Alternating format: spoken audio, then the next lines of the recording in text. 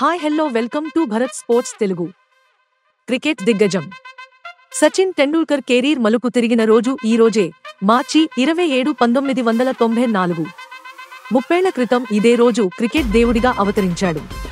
Team India న్యూజిలాండ్తో match ఆడుతున్న సమయంలో India regular opener Navjot Singh Siddhu ఆ మ్యాచ్కు దూరమయ్యాడు.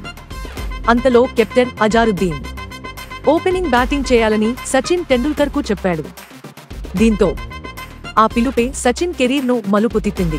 సచిన్ టెండూల్కర్ అప్పటి వరకు 69 వన్డేలు ఆడాడు. 30.84 సగటుతో 1758 పరుగులే చేశాడు. అయితే సచిన్ అదృష్టమేంటో ఓపెనర్గా ఆడిన తొలి మ్యాచ్లోనే చిత కొట్టేశాడు. 49 బంతుల్లో 15 ఫోర్లు, 2 సిక్స్లు, 82 పరుగులు చేసి దుమ్ము దులిపాడు. కాగా టీమిండియా 143 పరుగుల లక్ష్యంతో బరిలోకి దిగగా 7 వికెట్ల తేడాతో న్యూజిలాండ్పై ఘన విజయం సాధించింది.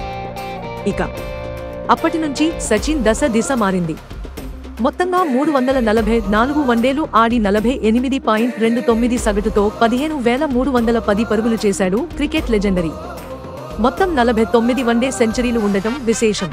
ఇదిలా ఉంటే మాజీ టీమిండియా కెప్టెన్ సౌరవ్ గంగూలీతో సచిన్ టెండూల్కర్ మంచి భాగస్వామ్యాన్ని నెలకొల్పారు.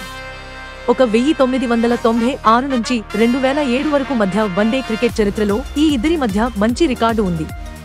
136 ఇన్నింగ్స్లో ఈ ఇద్దరు క్రీజును పంచుకున్నారు.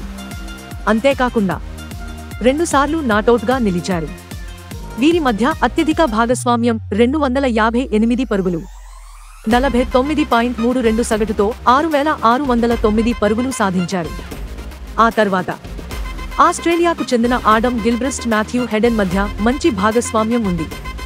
వీరిద్దరూ 114 ఇన్నింగ్స్లో 5,372 పరుగులు చేసి రెండో అత్యంత విజయవంతమైన ఓపెనింగ్ జోడీగా నిలిచారు.